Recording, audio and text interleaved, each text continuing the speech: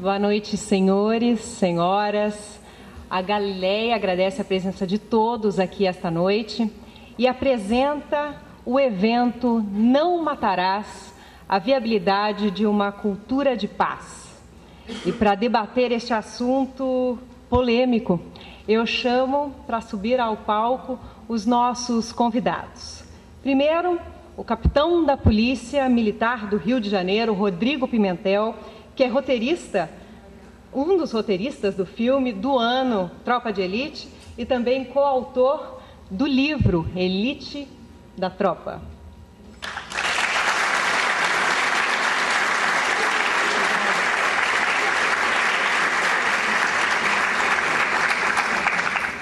Convido também o teólogo e conferencista Ed Renekiewicz.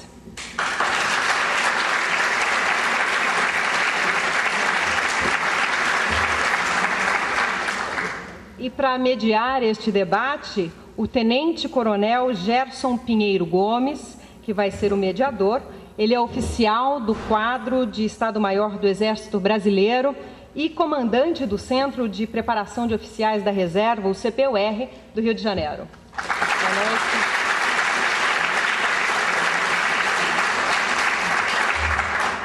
Ao final do debate, o público também está convidado a participar com perguntas por escrito.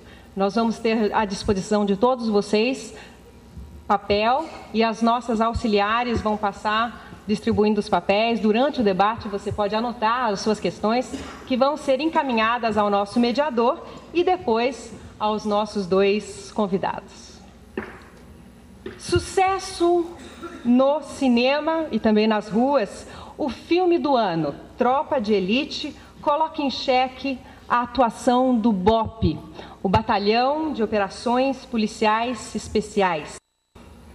Ao mesmo tempo em que destaca o maior desafio desta e de todas as instituições brasileiras, que é a corrupção.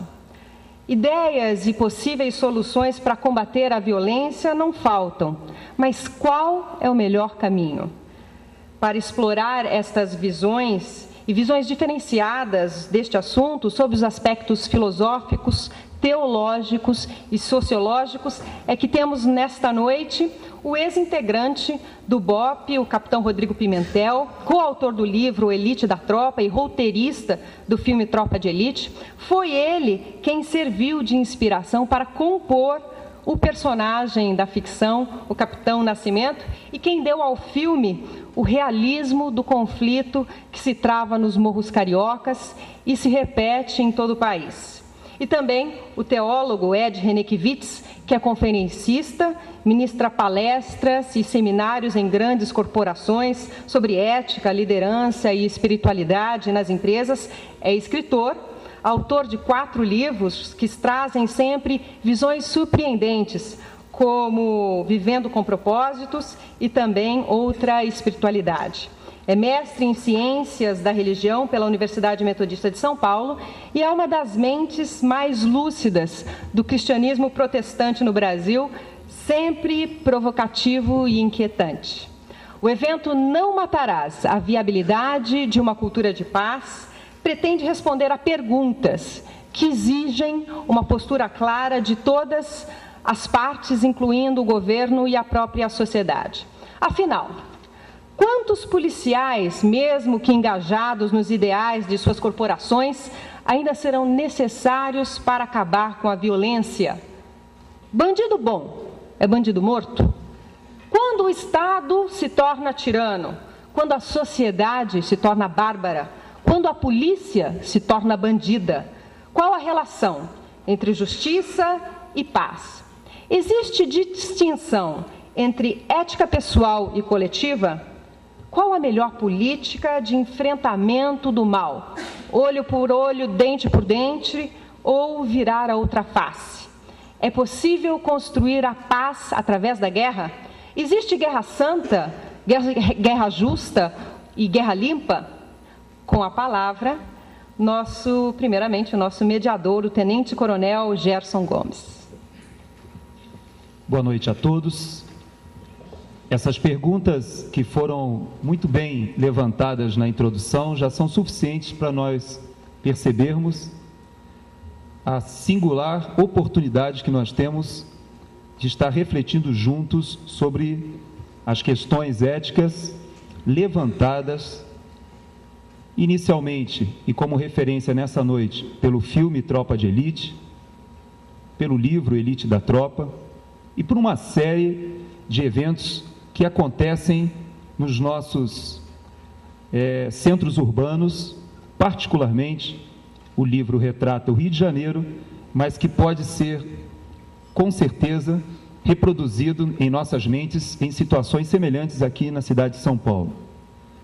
Inicialmente eu quero dizer do porquê de estarmos juntando um teólogo com um ex-integrante do BOPE e roteirista do filme, coautor de um livro que tanto impacto causou à sociedade. É nossa intenção que nós possamos todos aqui nesta noite não analisarmos ou não refletirmos essas questões do ponto de vista afastado, mas nos incluirmos no problema. E isso os teólogos fazem muito bem. E a nossa expectativa é que nós possamos encontrar um ponto de interseção entre alguns desses argumentos de duas pessoas especiais e muito brilhantes. Eu vou me permitir, como aquecimento, e peço que você preste atenção, porque com certeza você vai perceber que essa união que nós temos a oportunidade de ver essa noite, de um teólogo e de um ex-integrante do Batalhão de Operações Especiais, debatendo sobre não matarás, que é uma imposição que todos nós temos na nossa cultura de tradição de espiritualidade cristã ou judaica cristã, quer tenhamos consciência ou não, influenciando o nosso jeito de olhar, o nosso jeito de reagir diante da violência urbana. Esse texto eu estou extraindo do próprio livro Elite da Tropa, e eu vou somente ler e, ato contínuo, passo a palavra ao teólogo Ed René Kivitz.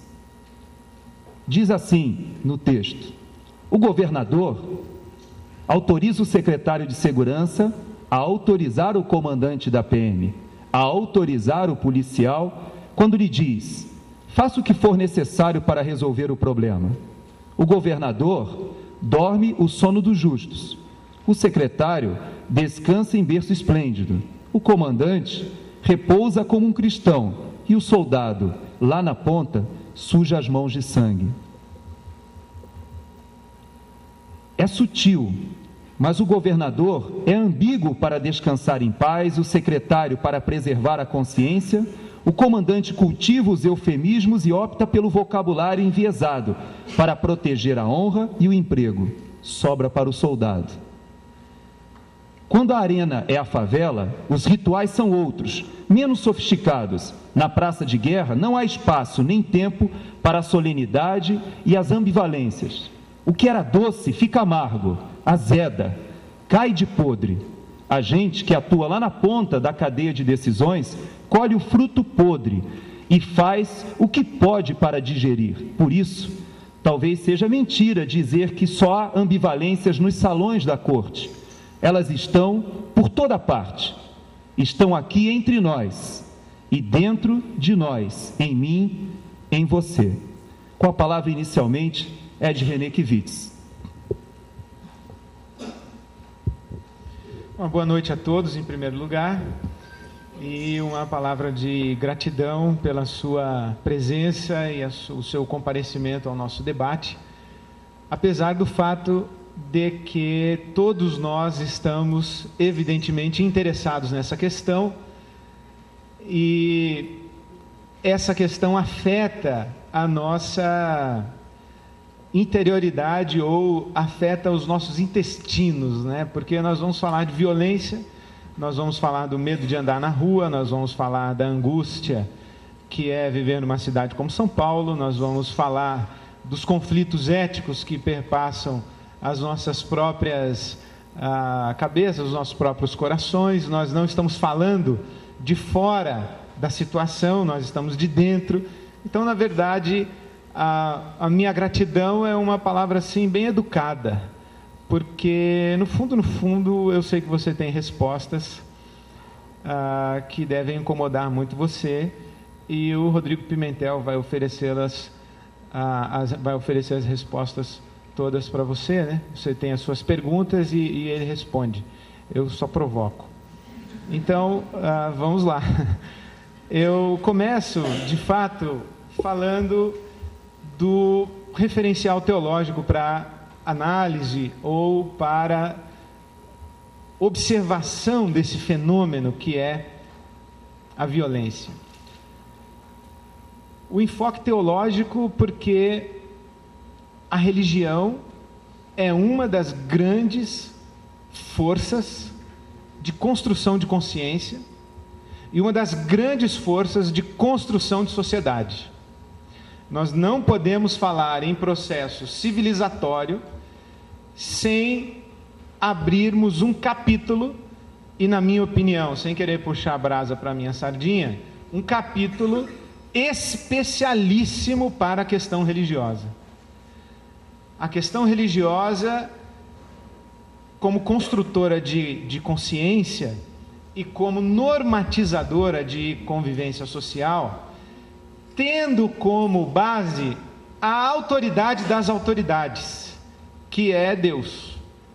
Quando você coloca num debate e quando você coloca para a construção de uma realidade a figura de Deus, você evocou o que existe de supremo, de sublime, e coloca diante da consciência aquilo diante do que a consciência não pode fazer vistas grossas, ou ela não pode se eximir, ela não pode se esconder, porque no fundo, lá quando a cabeça encontra o travesseiro, diante do divino, diante do sagrado, diante de Deus, é muito difícil encontrar quem dorme o sono do justo. O sono do justo seria dormido muito provavelmente por um alienado, como foi sugerido, se eu entendi bem, na página que foi lida como introdução para nós.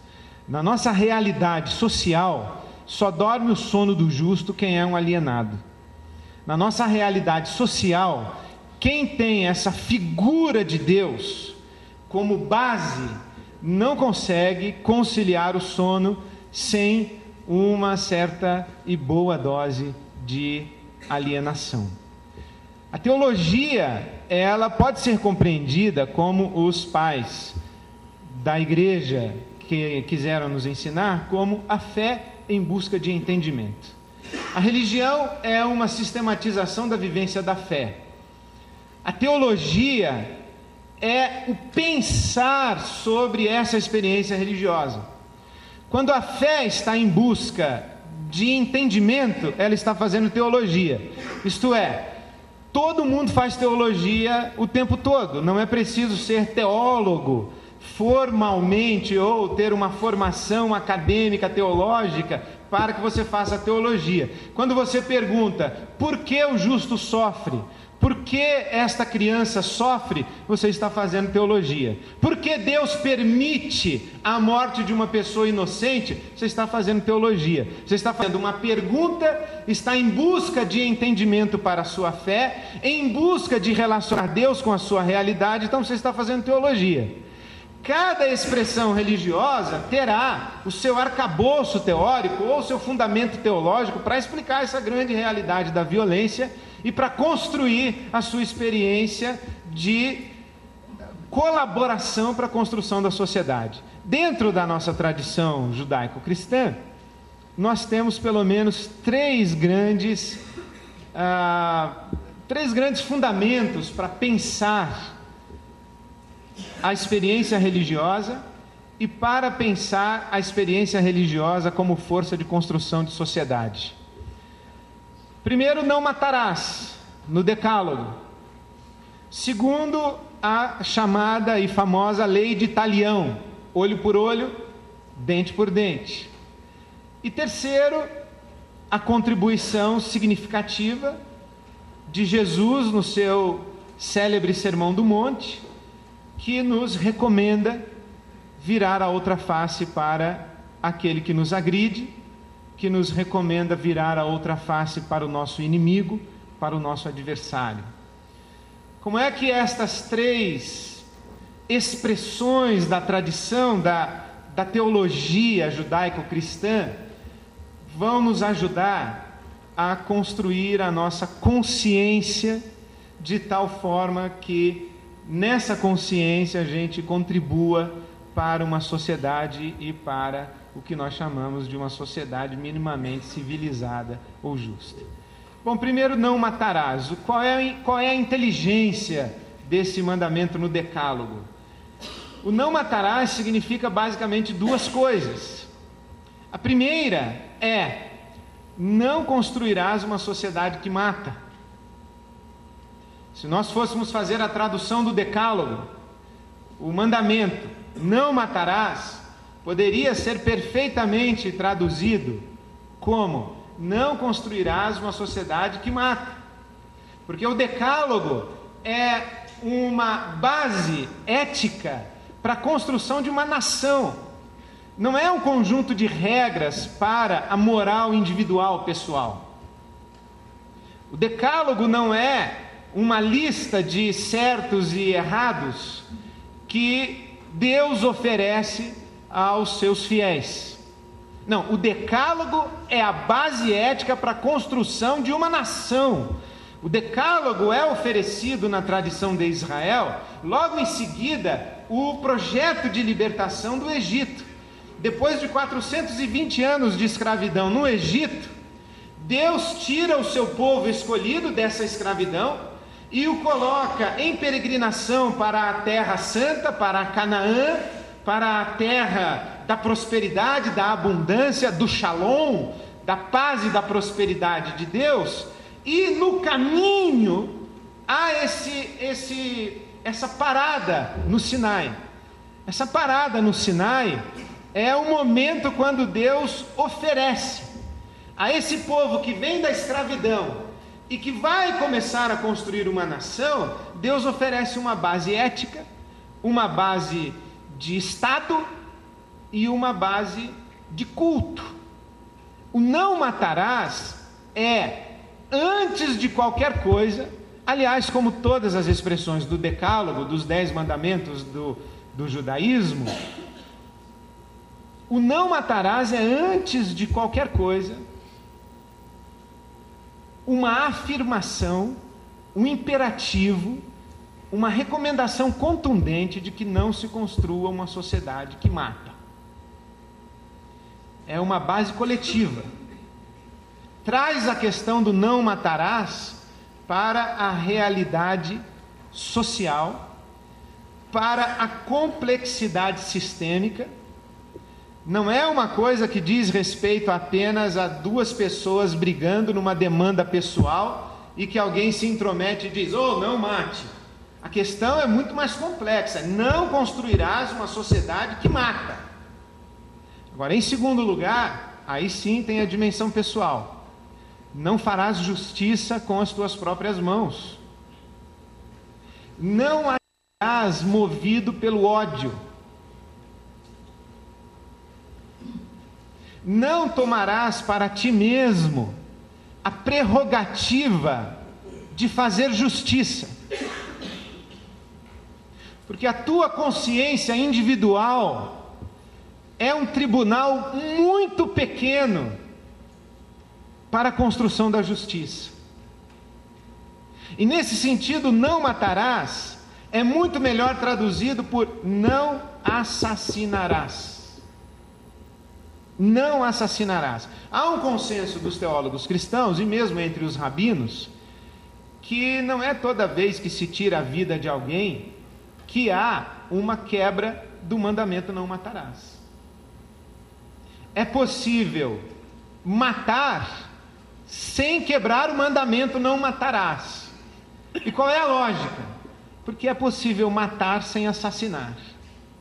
É possível matar sem que este matar seja uma ação motivada pelo ódio, seja um ato de retaliação. E nós sabemos disso. Por exemplo, o matar em legítima defesa.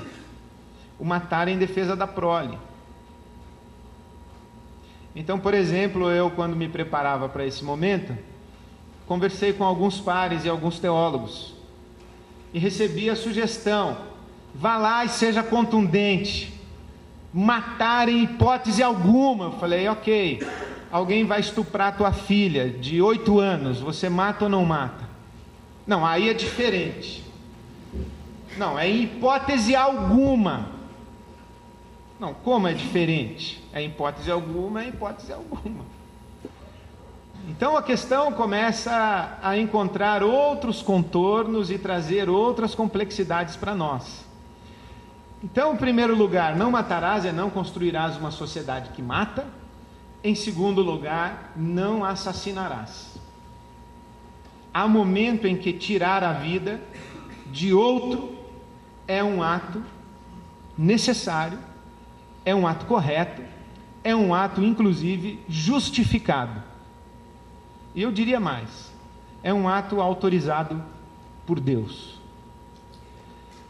Segundo, olho por olho, dente por dente. Quem vê esta declaração de olho por olho, dente por dente, logo imagina, ou talvez tenha uma compreensão precipitada de que se trata de um incentivo à vingança. Olho por olho, dente por dente. Você rouba o meu cachorro, eu roubo o seu cachorro. Você mata o meu cachorro, eu mato o seu cachorro. Você rouba meu carro, eu roubo o seu carro. Você bate no meu filho, eu bato no seu filho. Você deu um tapa só no meu filho, eu dou um tapa no seu filho. No meu filho, eu dou um tapa no seu. Que é o seguinte, é justo que se alguém deu um tapa no seu filho, você dê um tapa no filho dele. Olho por olho, dente por dente. Mas na verdade, o olho por olho, dente por dente não é um incentivo ou mesmo uma autenticação ou uma autorização para vingança. Não, o olho por olho, dente por dente é uma palavra de contenção para a retaliação. Isto é, você me roubou um boi, eu só posso roubar de você no máximo um boi. Eu não posso roubar meia dúzia de bois e tacar fogo na sua fazenda. É olho por olho, dente por dente. Por quê? Porque sabe-se que a ação de retaliação, a ação do que foi aviltado no seu direito, a ação daquele que se sente injustiçado, a ação daquele que teve que engolir uma agressão para esperar o momento do revide, a ação daquele que engoliu a agressão, preparou-se para o revide, sempre será uma ação que extrapolará a agressão sofrida. Por isso, olho por olho, dente por dente, é uma palavra de contenção do ato de retaliação ou da resposta à agressão sofrida. É um freio, não é um estímulo. E em terceiro lugar, chegamos ao singular, ao incomparável, e qualquer adjetivo que eu usasse para Jesus seria pequeno. Quando Jesus diz virar a outra face, quando Jesus fala sobre amar o inimigo, quando Jesus fala sobre abençoar o inimigo, ele leva essa discussão para um patamar de raríssima possibilidade para nós, e não é à toa que há um consenso teológico de que o Sermão do Monte de Jesus é uma expressão utópica, mas que ele não esperava que nós obedecêssemos às suas recomendações. Que esse Sermão do Monte é a constituição para o período chamado do milênio, quando o mundo estiver sendo governado por Jesus na sua realeza e na sua plenitude de divindade. Então, lá no período do milênio, que alguns esperam, especialmente alguns dispensacionalistas, fundamentalistas, religiosos cristãos esperam um dia em que Jesus virá à Terra e assumirá o trono global. E este Sermão do Monte é a ética do período do milênio, do tempo do trono de Jesus. Não é para agora, porque de fato Jesus coloca essa questão da violência, do não matarás e do olho por olho, dente por dente, numa outra dimensão. E ele está dizendo o seguinte: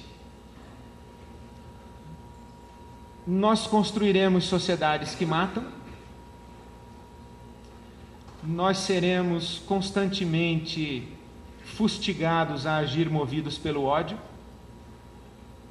nós retaliaremos, não conseguiremos retaliar na medida adequada de equanimidade, e este ciclo de violência só tende a piorar o caos da sociedade que mata. Por isso, alguém tem que sofrer a agressão e não revidar. Alguém tem que ser agredido na face e não revidar. Alguém tem que sofrer o dano. Alguém precisa se colocar diante do ciclo vicioso de violência e dizer claramente à violência: em mim para. A violência para em mim. Eu sou o último a ser agredido. De mim para frente não há violência. Eu assumo esse ônus, eu assumo esse dano. A minha resposta é não violenta. Não é que eu não respondo, porque Jesus não disse para quem for agredido na face abaixar a cabeça. Ele disse que é para oferecer a outra face. É para mandar bater de novo. E se alguém bater de novo, é para virar de novo e mandar bater de novo. Há uma grande discussão teológica, rabínica, do significado de bater assim, bater assado. Quando você apanha com a mão aberta. Se você manda bater de novo, o sujeito tem que bater não com a palma da mão, mas com o dorso da mão, e que isso tem significado, etc. Mas no fundo é o seguinte: se você apanhou de mão aberta ou com o dorso da mão, tem que virar outra face. E se o outro bateu, você vira de novo. E se o outro bateu, você vira de novo. Porque essa é a maneira como você vai constranger o violento, expor o violento à sua violência e denunciar que o processo de bestialização da violência terminou em você e que você não retaliou com violência semelhante ou pior, porque senão você se tornou parte daquilo que precisa ser contido. E é muito interessante porque nós estamos aqui falando sobre conter a violência, nós estamos aqui falando sobre conter bandido. Nós não estamos aqui falando sobre uma polícia que protege a sociedade do bandido. Não, nós estamos falando de uma polícia que protege a sociedade da barbárie. Nós estamos falando de um Estado que protege a sociedade do mal, da violência, desse ciclo de ódio. É disso que nós estamos falando. E quando você tem uma polícia que entra no ciclo de ódio, quando você tem um Estado que entra no ciclo de ódio, você está retroalimentando o ódio. Você se tornou algo que precisa ser parado, mesmo se você é um Estado e mesmo se você é uma polícia.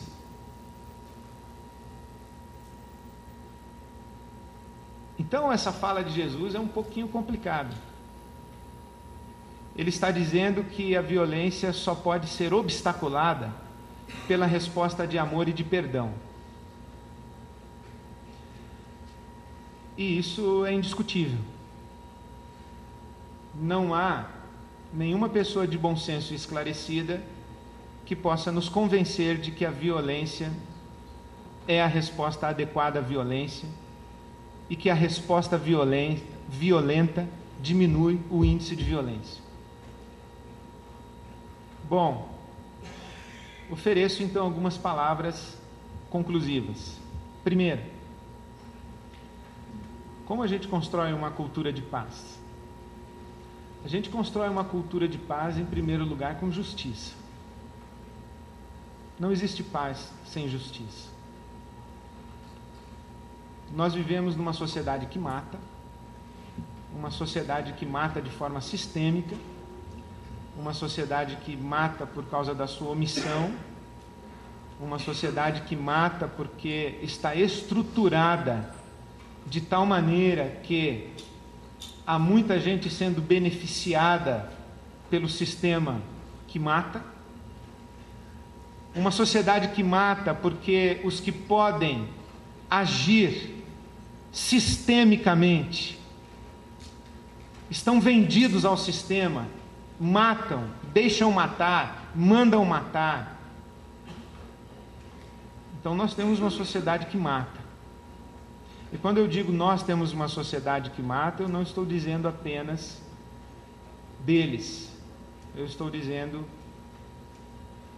a nosso respeito. Nós somos essa sociedade que mata. Nós construímos uma sociedade que mata. Quem construiu a sociedade que mata não foi a polícia, não foi o presidente da República, não foi o Senado, não foi a Secretaria de Segurança Pública, não foi o PCC, não foi o Terceiro Comando. Quem construiu uma sociedade que mata fomos nós. Nós construímos uma sociedade que mata. Então não se constrói paz sem justiça. Segundo, na minha opinião, não se constrói uma sociedade com justiça sem legalidade. Não existe ninguém acima da lei. Só existe gente sob a lei ou fora da lei. Acima da lei não existe ninguém. Então nós temos que ter uma ação legal. E nesse sentido, eu acho que o Max Weber tem uma boa contribuição quando ele diz que o único que tem direito de usar a força para conter o mal é o Estado. E eu concordo, o Estado tem sim, deve, mas deve usar a força para conter o mal dentro de princípios da legalidade. Não me é confortável expressar a minha opinião, mas eu não vim aqui para ser politicamente correto. Eu acho que o Estado está certo quando mata, tem que matar, mas ele não pode matar fora da lei, porque senão ele se torna um Estado bárbaro e a sociedade vira o que está virando. Nós aprovamos no plebiscito a possibilidade da posse da arma. E a nossa aprovação, na minha opinião, não foi baseada numa profunda reflexão, mas foi baseada no direito do cidadão se defender e no direito do cidadão matar quem ele achar que deve matar.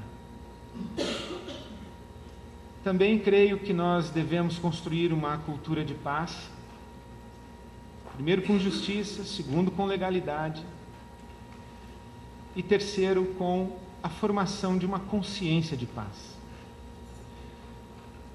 Desmond Tutu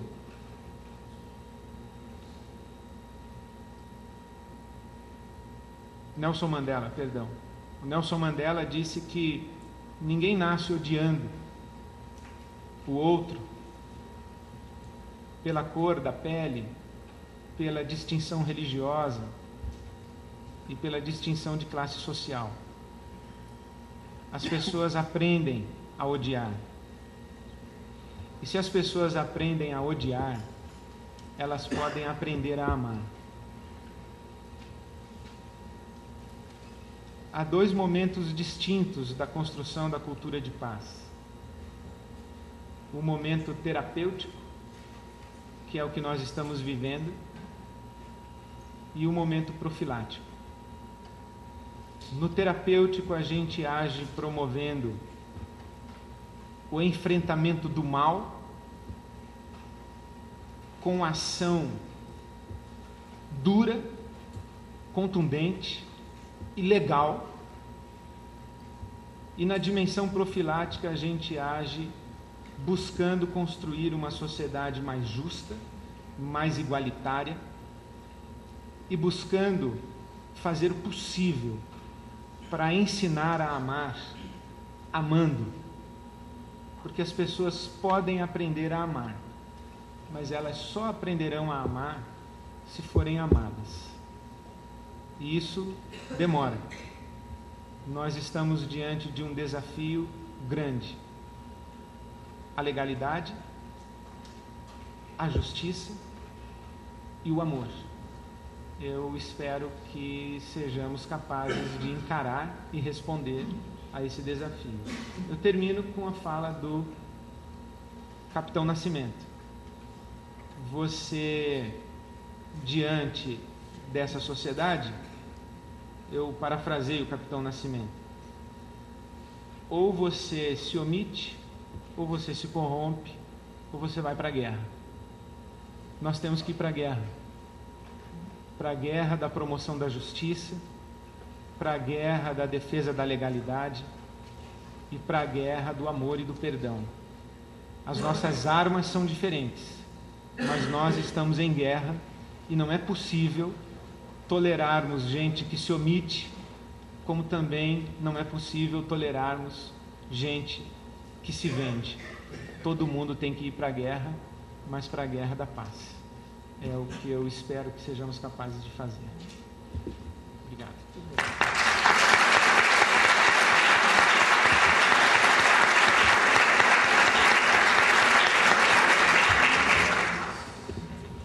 Nós vamos ter a oportunidade de ouvir a reação do capitão Pimentel e, de certa forma, esse encontro tem a peculiaridade de confrontar algumas das questões que foram levantadas pelo teólogo Ed René Kivitz com alguém que vivenciou e experimentou a ponta da linha e que trouxe a Clara, ou trouxe ao público alguns dos aspectos que são levantados em tese por alguém que observa, vê, se incomoda, se inquieta, e nós vamos ter a oportunidade de, nessa noite, ouvir um pouquinho, não do capitão Nascimento, mas do capitão Pimentel, um amigo de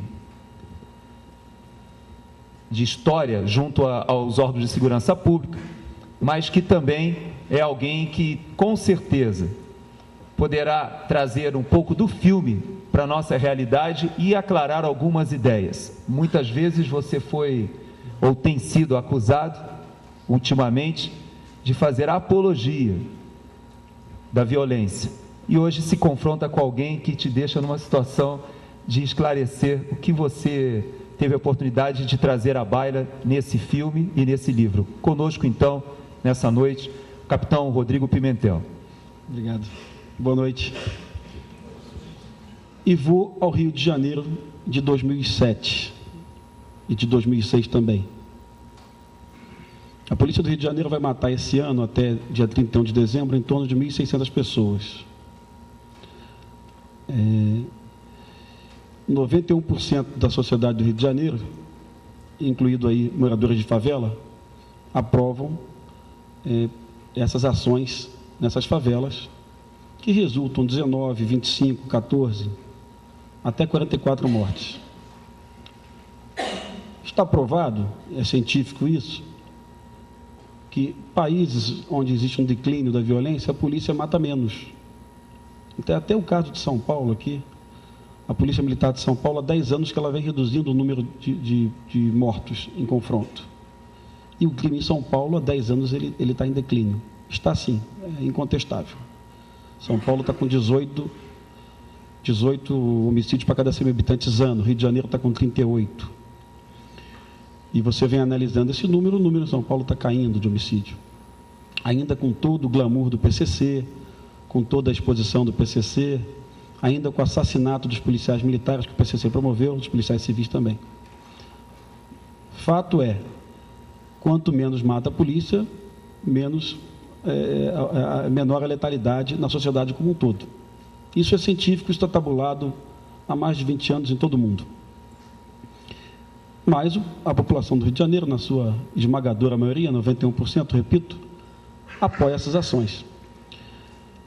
Aí a Polícia Militar prende os assassinos do João Hélio, o menino que morreu preso ao cinto de segurança. No dia que a Polícia Militar apresentou aqueles assassinos à imprensa, 5 jornalistas pularam o cordão de isolamento e passaram a agredir, espancar, chutar, dar soco no assassino de João Hélio. A imprensa do Rio de Janeiro, aliás, não eram jornalistas novos, eram jornalistas sêniores, com 35, 36 anos de idade, até um de 40 anos de idade, que também não eram de jornais populares, desses jornais policiais, não, eram do jornal O Globo. E esses jornalistas foram presos e alegaram assim: olha, eu tenho um filho de 8 anos, de 9 anos, eu tenho um filho de 7 anos, e eu bati porque eu imaginei meu filho. Ou seja, o ódio motivado não pela morte do meu filho, mas pela morte de outro filho. E eu entendo esse ódio, eu entendo. Policiais do Rio de Janeiro estão tomados por esse ódio, tal qual a sociedade.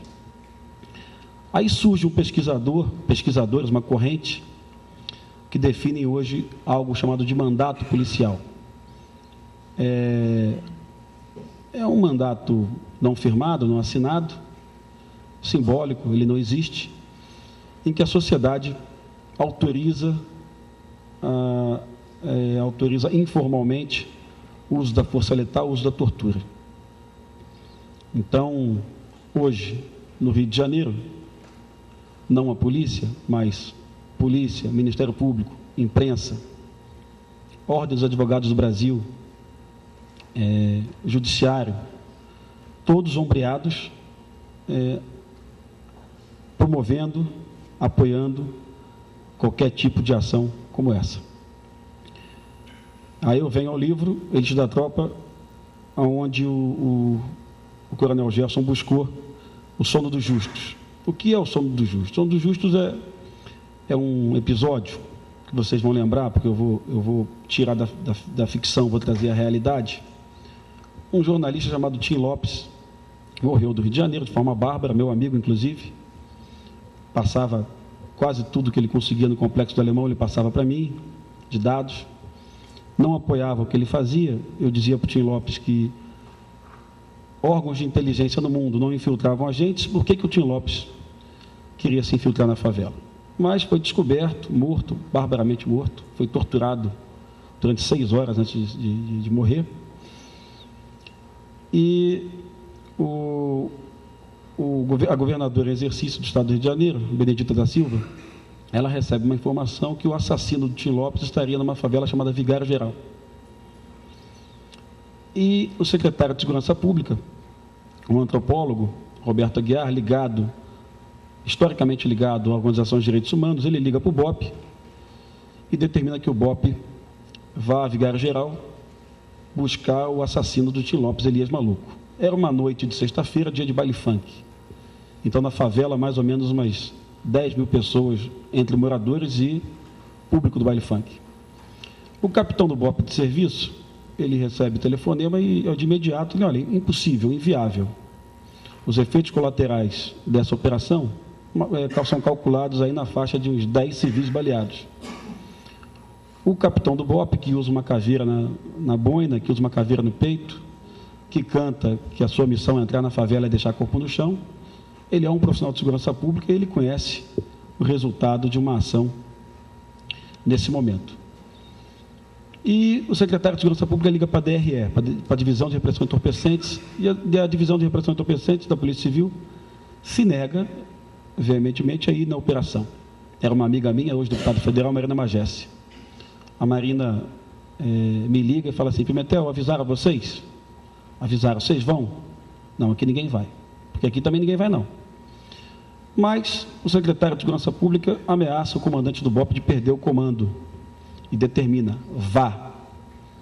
Tem uma reunião no batalhão, os oficiais são contra, explicam para o secretário o que pode acontecer nessa operação, principalmente na morte de civis, não a morte de Tim Lopes, do Elias Maluco. A morte do Elias Maluco, confesso que os oficiais do batalhão queriam sim, mas de civis não.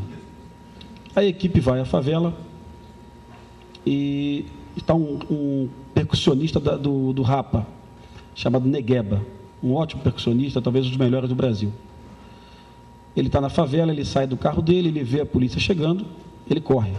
Naturalmente, eu também correria. Eu quero sair da linha de tiro. E o Negueba é alvejado, recebe 2 tiros na perna, cai. E um traficante à frente do Negueba também é baleado, com 2 tiros, morre. E uma criança de 10 anos, imediatamente atrás do traficante, recebe também 2 tiros e morre. Então, o resultado dessa operação, para buscar o Elias Maluco, foi essa. Uma criança de 10 anos morta, um percussionista do Rapa baleado e um traficante de 19 anos também morto. No dia seguinte, pela manhã, o comandante do BOP caiu, foi afastado, e o secretário de Segurança Pública ele disse que a operação foi desenvolvida sem técnica e sem nenhum critério. Bom, individualização da culpa, né?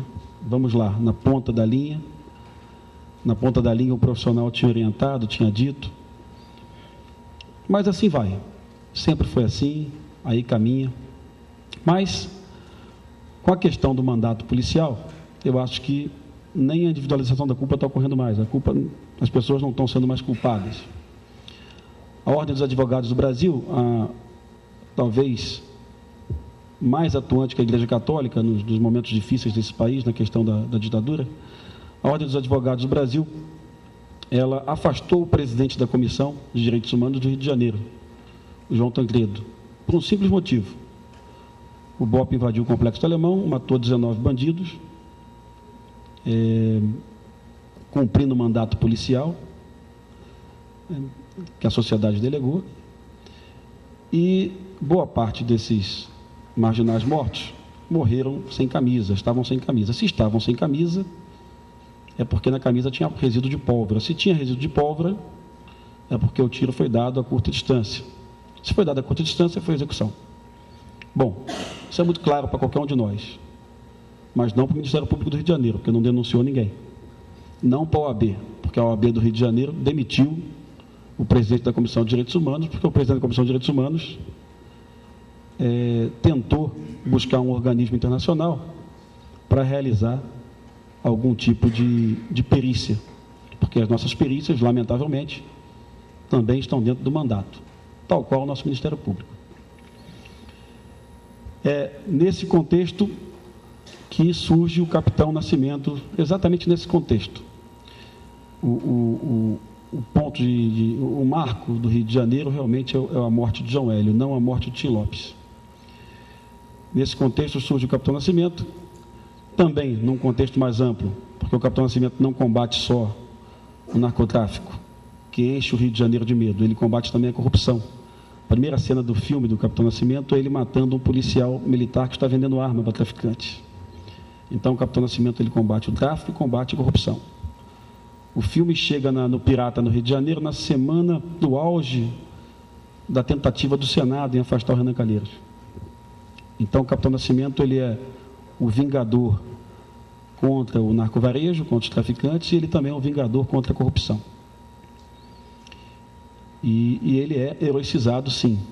Não era plano do Zé Padilha, nem do Pimentel, criar um herói. A ideia era criar um personagem cheio de dúvidas, dilemas, de dramas, mas um ser humano que sequer queria estar cumprindo aquela missão, ele queria sair da unidade, ele não aguentava mais aquilo. Ele queria estar com a família, ele queria acabar com aquela guerra, ele era muito pragmático e tal, e torturava sem ódio. Olha que interessante, em todas as cenas de tortura do Capitão Nascimento, eu tive que dizer isso para o Wagner Moura diversas vezes, Porque sempre que eu vi um filme brasileiro, que eu vi um torturador, o torturador brasileiro, ele estava babando de ódio, ele estava sorrindo, ele estava feliz com aquela tortura.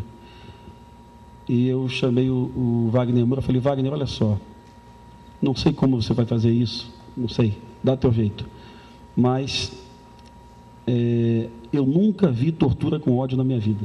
Eu nunca vi alguém torturando sedento de emoção, de raiva. Eu sempre vi uma tortura, presenciei, uma tortura muito objetiva, uma coisa muito bem definida, muito específica. E o Wagner também carregava aquela cultura do cinema brasileiro, também até do cinema hollywoodiano, da tortura com ódio. E você verificava a todo momento que o personagem, ele torturava para cumprir alguma coisa, para se afastar logo daquilo. Algo realmente muito pragmático. Bom, voltando a Marília Gabriela. Como que eu ia explicar isso para Marília Gabriela? Como que eu ia dizer para ela que eu não era culpado, que Capitão Nascimento não era culpado, que Capitão Nascimento também era vítima e algoz ao mesmo tempo, algoz também e vítima? Como que eu ia fazer isso? Eu lembrei e falei para Marília Gabriela de My Lai, de massacre de My Lai. O que foi o massacre de My Lai? Rapidinho, um parêntese, só quem tem mais idade aqui vai lembrar. Em 68, na Guerra do Vietnã, essa cena que eu vou descrever, a gente lembra sempre de nazista matando judeu na Polônia, mas essa cena que eu vou descrever são soldados americanos, a maioria deles presbiterianos, moradores do interior, que trabalhavam nas fazendas de seus pais e foram para a Guerra do Vietnã em 68. Eles entraram numa aldeia chamada My Lai. Nessa aldeia, nenhum jovem na aldeia só tinha velho, criança e mulheres. Não existia nenhum jovem na aldeia. Nessa aldeia tinha muito arroz para pouca população. Logo, o tenente americano descobriu que aquela aldeia era uma aldeia que estava estocando arroz para a guerrilha Vietcong. O tenente teve uma solução rápida. Não sei, não estava lá, não posso fazer juízo. Não sei se ele estava com ódio naquele momento. Aquele tenente colocou todos os aldeões numa vala comum e executou todos eles. E isso o mundo não saberia. Não fosse um piloto de helicóptero sobrevoando, que aterrissou a aeronave, achou aquilo um absurdo e deu voz de prisão ao tenente de infantaria. E era 68. Existia um mandato policial também nos Estados Unidos. No final do ano de 68, que a sociedade americana começou a se voltar contra o Vietnã. Início de 69. 68, início de 68, não. A sociedade americana estava fechada no Vietnã. Todos os congressistas, com uma única exceção, apoiavam a guerra. Então, esse piloto deu voz de prisão. Esse tenente foi condenado a 1 ano de cadeia. E todos os militares do pelotão foram absolvidos. E 400 vietnamitas, né? Mulheres, crianças e idosos, não tinham rapazes, foram executados. A gente não consegue sequer imaginar uma cena dessa, porque é tão difícil imaginar o americano. Hoje não, depois de Abu Ghraib, depois do Iraque, talvez seja mais fácil a gente pensar nisso. Aí na cartela inicial do filme Tropa de Elite, uma cartela inicial, o Zé Padilha colocou equivocadamente, eu não queria essa cartilha, o Zé Padilha coloca uma cartilha de um psicólogo, uma cartilha que diz mais ou menos que o homem ele reage ao que está acontecendo no meio naquele momento. Eu disse para o Zé Padilha: Zé, essa cartilha vai nos arrebentar. Você está dizendo que qualquer maldade tem justificativa. E esse filme vai ser rotulado, taxado de fascista. Parecia que eu estava descobrindo. E um filme que eu sempre entendi como denuncista, eu entendi sempre um filme que humanizava o policial, que dividia a culpa dos problemas. O filme foi assim. A grande maioria dos críticos de cinema foram aos jornais, dizendo que o filme era proto-fascista, que o filme era uma apologia à tortura, apologia à violência? Não. É tão simples rebater isso. O fascista esconde o debate embaixo do tapete, o fascista foge do debate. E se o filme provocava polêmica, ele não pode ser um filme fascista. É um filme que vai causar reflexão, que vai causar discussão. E hoje, eu acho que hoje, já participei de mais ou menos uns 80 debates sobre o filme, igrejas evangélicas, igrejas católicas, universidades, prefeituras, Assembleia Legislativa. Ou seja, o filme promove o debate, então não pode ser um filme fascista. Mas ficou aí o estigma de filme fascista. Aí, quando alguém é mais contundente, eu peço para assistir o Ônibus 174, que eu sou coprodutor e o Zé Padilha é diretor. Quando terminou o 174, eu e o Zé Padilha fomos acusados de esquerda, de defensor dos direitos humanos, alguma coisa assim. Por quê? Porque a gente mostrava uma ocorrência de refém, a mais famosa da história do país, né? No Jardim Botânico, no Dia dos Namorados, onde um jovem chamado Nascimento, Sandro Nascimento, e não é uma coincidência, a gente escolheu o mesmo nome para os dois personagens, onde o jovem chamado Sandro Nascimento mata uma professora chamada Geisa Firmino Gonçalves. A gente mostrou o sequestro do ônibus 174 no ponto de vista daquele jovem. A gente escolheu, naquela época, a história daquele garoto era tão interessante. Ele era do mal. Ele era do mal, por que isso? Por que eu vou dizer isso? Porque quando o policial parte para cima dele, ele poderia pegar aquela arma e atirar no policial, mas não, ele preferiu matar a Geisa. Então eu tenho raiva dele que só, não gosto do Santo Nascimento. Mas a gente resolveu contar a história dele. Um garoto que não teve mãe, não teve pai, e que aos 9 anos de idade viu... Não, ele não teve pai. Aos 9 anos viu sua mãe sendo assassinada dentro da sua casa, facada.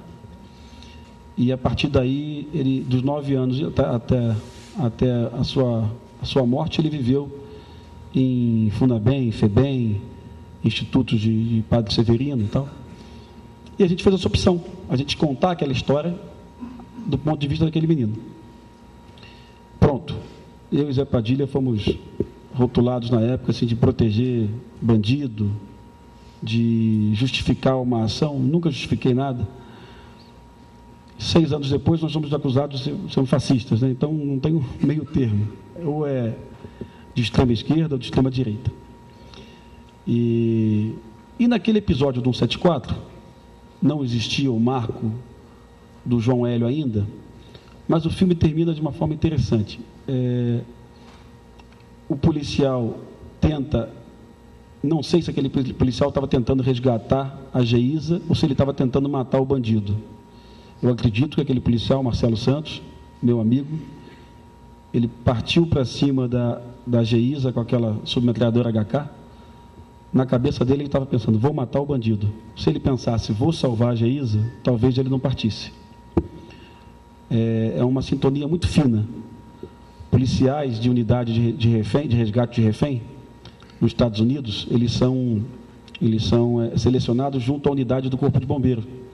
Imagina a polícia de Nova York, que um bombeiro é melhor para resgatar refém do que um policial, que ele tem na cabeça o sentimento de salvar vidas muito mais forte do que tirar vidas. E um policial do BOP que passa anos numa favela emboscando bandido, talvez ele não sirva para resgatar refém. Talvez o Marcelo Santos, realmente, quando partiu para cima da Geisa, ele estava pensando ali somente em matar o Sandro.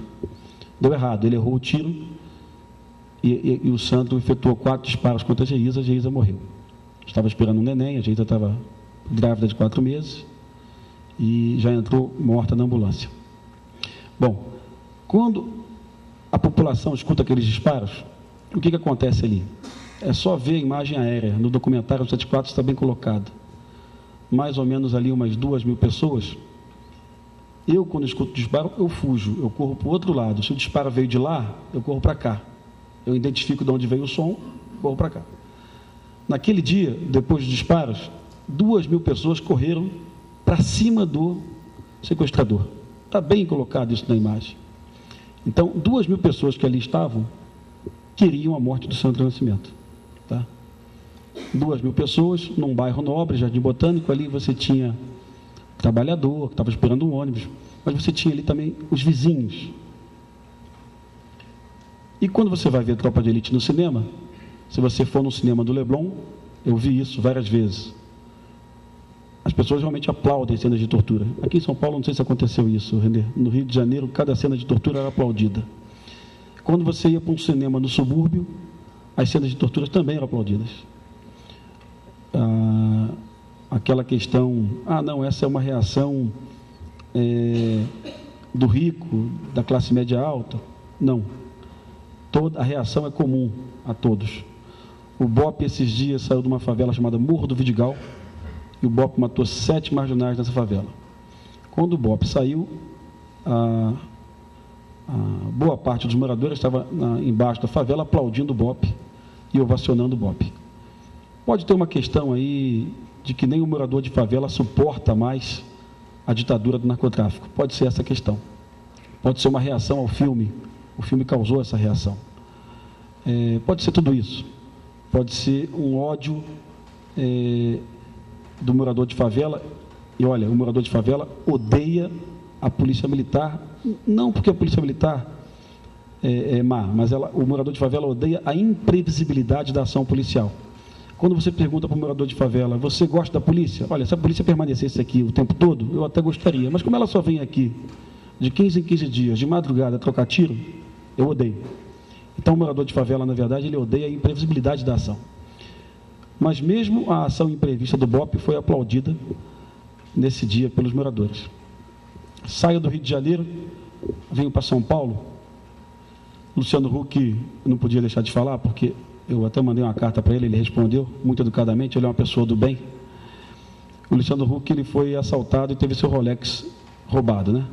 Aí ele foi à Folha de São Paulo e ele pede a Tropa de Elite, ele pede o Capitão Nascimento.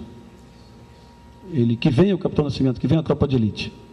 Ora, se o Capitão Nascimento tortura e executa, o Luciano Huck está pedindo tortura e execução. Não tenha dúvida que ele está pedindo isso. Aí eu mandei uma carta para ele, Luciano, pelo amor de Deus, não fala isso, é perigoso, você é uma pessoa do bem e tal. E disse para ele que no meio termo entre a polícia atual e a polícia do Capitão Nascimento, existia uma polícia que investiga mais, que elucida mais o crime, né? Que a taxa de elucidação do crime no Brasil é da ordem de 4%, pelo menos aí um 20%, a gente podia pedir uma polícia mais inteligente. E eu acho que ele concordou, porque depois ele mudou o tom também do discurso dele. Tá? E, finalizando, que eu quero também responder perguntas. Sem justiça não há paz, né? E a questão da legalidade. No Rio de Janeiro hoje tem um projetinho simples demais chamado Lona Cultural. É um projeto da Prefeitura do Rio de Janeiro. É uma lona que você coloca dentro da favela, uma lona circense, onde você tem espetáculo de MPB. Sempre um cantor muito bom de MPB. Caetano Veloso, Gilberto Gil, Titãs. Aí você coloca essa lona dentro de uma favela durante 50 dias ou 60 dias. E durante 20 noites você tem espetáculos de música. No final de 5 meses, você pega a estatística policial daquele bairro. É impressionante. O homicídio cai em 80%, 90%. Tá? É impressionante. Se 91% da população do Rio de Janeiro soubesse disso, ela não estava apoiando as ações policiais extremadas em favela. Falta alguém para dizer isso. Falta alguém para chegar para o carioca, ou para o brasileiro, talvez. Olha, o que está dando certo não é isso. O que está dando certo é algo muito mais barato, muito mais eficaz, muito mais humano. Aí tem várias discussões, porque esses equipamentos não pertencem ao município, os equipamentos pertencem ao Estado. O Estado possui polícia, helicóptero, BOPE, Polícia Civil, Caveirão, E o município possui aquelas outras ferramentas que podem levantar a autoestima, que é esporte, lazer, cultura, arte, saneamento, habitação, iluminação. Essas ferramentas, eu acho que hoje, numa situação emergencial, elas deveriam pertencer a quem organiza a segurança pública. Só emergencial, daqui a 10 anos devolve essas ferramentas para as outras secretarias. Mas, no momento, quem manobra a segurança pública não tem essa ferramenta. Então, os policiais do BOPE, trogloditas, boçais, assassinos, eles foram ao Complexo do Alemão semana passada e eles colocaram para o governador do Estado. O governador do Estado foi ao BOPE. Eles colocaram: governador, nós vamos lá. Vamos ficar lá 50 dias, se for preciso. Vamos matar dezenas de marginais, se for preciso. Quando a gente sair, quem vai chegar? Tá? Quem vai chegar quando a gente sair? Porque senão essas mortes não se vão. Tá? E o BOPE saiu do Complexo do Alemão e ninguém chegou. Não chegou Força Nacional, não chegou nenhum batalhão para ocupar, e não chegou também o tal teleférico, que estão falando que o teleférico vai chegar um tempão. Parece que invadiram hoje o Complexo do Alemão de novo. Ou seja, mesmo os capitães Nascimento do BOPE, que deve ter uns 5 ou 6 hoje lá, que na verdade eu construí o Capitão Nascimento a partir de várias experiências minhas, experiências de companheiros. Então, mesmo uma pessoa que pensa como Capitão Nascimento, o Capitão Nascimento ele é muito simplista. Ele é burro o suficiente para entender que um maconheiro é responsável pela violência da cidade. Mas já pensei como ele também em outras épocas. Hoje eu entendo que esse maconheiro é um dos atores da violência, né? Mas numa época eu pensei que realmente ele fosse o culpado. Mas mesmo no berço do Capitão Nascimento, no BOPE hoje, existem pessoas que entendem que a morte, que a ação policial enérgica, ela não é a solução, ela não vai conduzir a lugar nenhum. Como o Renê falou em ilegalidade, eu faço uma lembrança aqui agora da Argélia, ocupada pelos paraquedistas franceses. Eu gosto de fazer sempre essa lembrança. Eu descobri isso no Hélio Gaspari. Eu também vi o filme Batalha de Argel algumas vezes, mas essa informação eu fui buscar em Hélio Gaspari. Eu tinha que dar uma aula na academia de polícia para o cadete, dizendo para o cadete não torturar. E eu não tinha argumento que não fosse argumento humano. Agora eu já tenho. Com o teu argumento, eu já tenho um argumento mais bacana. E, não, é sério, eu chegava até quando tu começou a falar, René, eu falei assim: pô, estou salvo agora, vou ser absolvido, porque você começou dizendo que não construirá uma sociedade que mata. Aí eu botei até embaixo assim: eu estou salvo e absolvido. Porque até então eu ainda individualizava a minha culpa. Agora eu estou dividindo com todo mundo. Todos nós somos culpados. Então, nesse livro de Hélio Gaspari, no filme Batalha de Argel, você verifica a elite do exército francês, final da década de 50, em Argélia, torturando os muçulmanos. A maioria daqueles paraquedistas franceses, seus pais foram torturados por nazistas na Alemanha, na França ocupada. E eles estavam reproduzindo na Argélia o que eles sofreram na França ocupada, numa favela chamada Casbah. E eu assisti esse filme nós passávamos para os policiais do BOPE, porque o filme é interessante, porque eles articulam uma organização terrorista através da tortura. Então a gente achava interessante que o policial do BOPE assistisse o filme, para aprender a fazer igual. E quando eu fui ler Hélio Gaspari, anos depois, o Hélio Gaspari diz que a Argélia tinha 2 generais, um general comandante das forças militares e um general governador. General Mossu, comandante da força militar, a favor da tortura, e o outro general, que eu não lembro o nome, contra a tortura. Não podia torturar em hipótese alguma. Em hipótese alguma. Mas se tiver um terrorista que sabe onde colocou uma bomba e essa bomba vai explodir daqui a 20 minutos, não pode torturar. Ele não abria exceção para nenhum tipo de tortura. O general Mossoul, não, podia torturar à vontade. Pode torturar, pode matar. E o de Gaulle, alguns meses depois, ele declara a independência da Argélia. Então, ele manda os paraquedistas retornarem para a França. E esses paraquedistas dão um golpe de Estado na Argélia e não querem voltar. Mas o de Gaulle é mais forte e traz os paraquedistas de volta para Paris. Esses paraquedistas começam a explodir bombas em restaurantes e tentam desestabilizar o de Gaulle. Tentam matar o de Gaulle por 2 vezes, não conseguem. Resultado, esses paraquedistas, em um ano, explodem pelo menos umas 15 bombas no centro de Paris, matam dezenas de parisienses, crianças, mulheres, jovens, fazem 2 ações contra o de Gaulle, tentam matar a esposa do de Gaulle, inclusive. Eles são presos e são executados, né? O de Gaulle até diz, olha, se eles não tivessem tentado matar minha esposa, eu deixaria uma prisão perpétua. Como eles tentaram matar minha esposa, eu faço a opção não pela guilhotina, pelo fuzilamento. Era a nata do exército francês. E o Hélio Gaspari, ele diz uma coisa interessante, ele diz assim, de heróis da nação, a torturadores, a terroristas. Isso em um ano. Os paraquedistas franceses conheceram o crime através da tortura, através da ilegalidade. Foi a desconstrução do exército francês. Foi quase o fim do exército francês.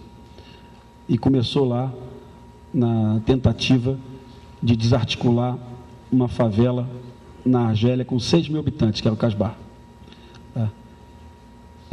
Aí eu achei um argumento técnico para voltar para a academia de polícia e conversar com um aluno.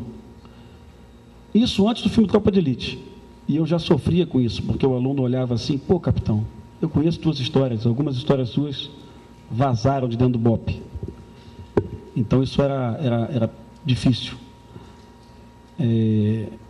Não, tudo bem, gente, em algum momento eu concordei com isso, mas deixa eu passar aqui o que é certo. Aí depois eu comecei a entender de uma outra forma, eu comecei a entender que o policial do BOPE era muito novo. A gente comanda uma equipe em favela com 21 anos de idade. Eu saí da academia da polícia com 21, com 22 eu fui para o BOPE. Talvez seja um erro também. Nós somos acelerados num curso de operações especiais, que não é aquilo que os senhores viram no filme, não. Aquilo lá está muito amenizado. Aquilo é 10% do curso, é sério, aquilo é 10%. Aquilo é 10% do curso. Então, tudo isso, agora dividindo a culpa com todos nós, né, que nós construímos uma sociedade que mata. Aí a gente vai agora, para finalizar, a gente vai em Belém do Pará, né? E não dá para deixar esse fato assim fora. A gente chega em Belém do Pará e vê uma menina de 15 anos numa cela com 20 presos e tal. E aí eu vi um deputado esses dias no plenário da Câmara chamando os policiais civis de monstros na televisão. São os monstros. Eu assisti aquilo, eu fiquei com ódio desse deputado pelo seguinte motivo: os policiais civis de Belém do Pará apresentaram aquela menina ao Ministério Público e ao Poder Judiciário de Belém. O juiz olhou para aquela menina, viu aquela menina, a juíza, perdão. A governadora do estado tinha ciência que não existiam carceragens femininas. O Ministério Público tinha ciência. A OAB do Pará tinha ciência. A imprensa tinha ciência. Todo mundo sabia disso, pelo amor de Deus. Mas um deputado de São Luís do Maranhão, do PT inclusive, ele achou mais fácil individualizar a questão e chamar aqueles policiais de monstros, né? Foi o adjetivo que ele usou. E alguém às vezes chama o Capitão Nascimento também de monstro também. Então, é exatamente isso. Agora eu quero só responder pergunta. Obrigado, hein?